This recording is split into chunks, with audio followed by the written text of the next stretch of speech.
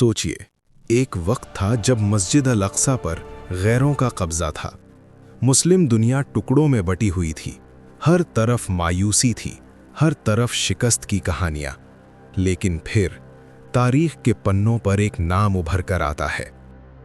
एक ऐसा सिपह सालार जिसने न सिर्फ तलवार से जंग जीती बल्कि अपने अखलाक, सब्र और ईमान से दिल भी जीत लिए।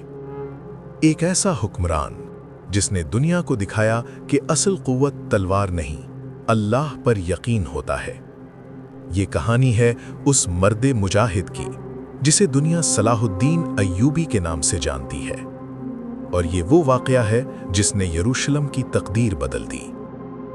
इस्लामिक हिस्ट्री में कुछ शख्सियात ऐसी होती हैं जो सिर्फ अपने दौर को नहीं बल्कि पूरी उम्मत की सोच को बदल देती हैं। उन्हीं अजीम शख्सियात में से एक हैं सलाहुद्दीन अय्यूबी। उनका असल नाम यूसुफ इब्ने अय्यूब था। वो 1137 में टिकरित में पैदा हुए। उस वक्त मुस्लिम दुनिया एक सख्त इम्तिहान से गुजर रही थी। 1099 में क्रूसेडर्स ने जेरूसलम पर कब्जा कर लिया था। मस्जिद अल अक्सा में खून बहाया गया, हजारों मुसलमान कत्ल कर दिए गए। ये सिर्फ एक शहर का नुकसान नहीं था, ये पूरी उम्मत के लिए जख्म था। लेकिन अल्लाह की सुन्नत है, हर अंधेरी रात के बाद एक रोशन सुबह जरूर आती है, और उस सुबह का नाम था सलाहुद्दीन अय्यूबी। बचपन से ही सलाहुद्दीन अय्यूबी का माहौल इल्म और दीन का था। उनके वालिद नजमुद्दीन अय्यूब एक जिम्मेदार और दीनदार आदमी थे। सलाहुद्दीन ने बचपन से ही कुरान की तालीम, हदीस का इल्म और जिहाद की रूहानियत सीखी। लेकिन अजीब बात यह थी कि जवानी के इब्तिदाई सालों में उनका ज्यादा शौक जंग नहीं था। वो ज्यादा वक्त इल्म हासिल करने में गुजारते। लेकिन तकदीर ने उनके लिए कुछ और ही लिख दिया था। जल्द ही उनकी जिंदगी का रुख बदलने वाला था। उस दौर में मुस्लिम हुक्मरान नूरुद्दीन जंगी क्रूसेडर्स के खिलाफ जंग कर रहे थे। उन्होंने अपने सिपह सालार शिरकुह को इजिप्ट भेजा। सलाहुद्दीन भी उनके साथ थे। मिस्र उस वक्त सियासी और मजहबी फसाद का शिकार था। लेकिन कुछ ही अरसे में सलाहुद्दीन की काबिलियत सबके सामने आ गई। 1169 में सिर्फ 31 साल की उम्र में सलाहुद्दीन को इजिप्ट का वजीर बना दिया गया। ये उनकी जिंदगी का पहला बड़ा मोड़ था।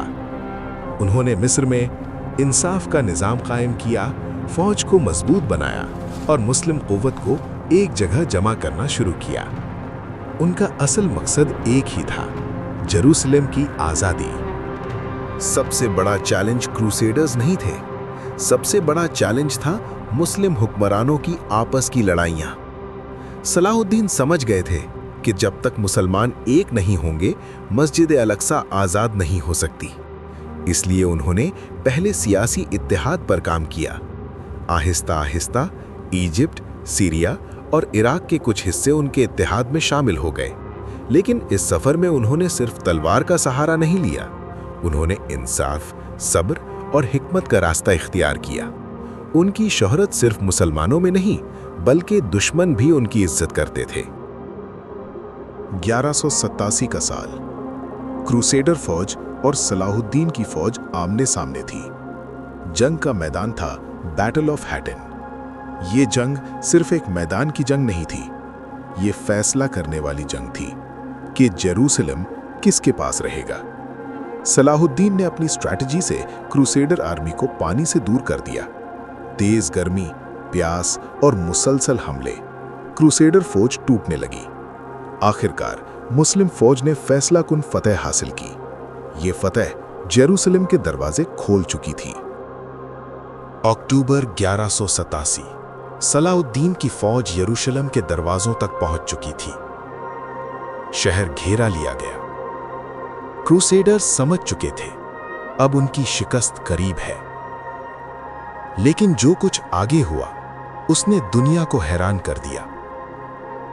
जब 1099 में क्रूसेडर्स ने यरूशलेम जीता था तो उन्होंने हजारों मुसलमान कत्ल कर दिए थे। लेकिन सलाहुद्दीन ने बदला नहीं लिया। उन्होंने अमन का ऐलान किया। लोगों को अमन के साथ शहर छोड़ने की इजाजत दी और फिर 88 साल बाद मस्जिद अल-अक़सा दोबारा मुसलमानों के कब्जे में आ गई। शहर में आज़ान की आवाज़ गूंज उठी। ये सिर्फ एक शहर की फतह नहीं थी, ये ईमान, सब्र और इंसाफ की फतह थी। सलाहुद्दीन अय्यूबी की जिंदगी हमें कई अजीम सबक देती है। पहला सबक, असल कुव्वत तलवार नहीं, अखलाक और ईमान होता है। दूसरा सबक, उम्मत की कमजोरी का सबब अक्सर बाहरी दुश्मन नहीं, आपस की नाइत्तेफाकी होती है। और तीसरा सबक, जब इंसान अल्लाह पर यकीन करता है तो नामुमकिन भी मुमकिन हो जाता है। सलाहुद्दीन ने दुनिया को दिखाया कि एक सच्चा मुस्लिम हुक्मरान कैसा होता है, इंसाफ करने वाला, रहम करने वाला और अल्लाह से डरने वाला। आज भी जब मस्जिद अल-अक़सा का नाम लिया जाता है तो तारीख के सफ़े एक नाम ज़रूर याद करते हैं, सलाहुद्दीन अय्यूबी।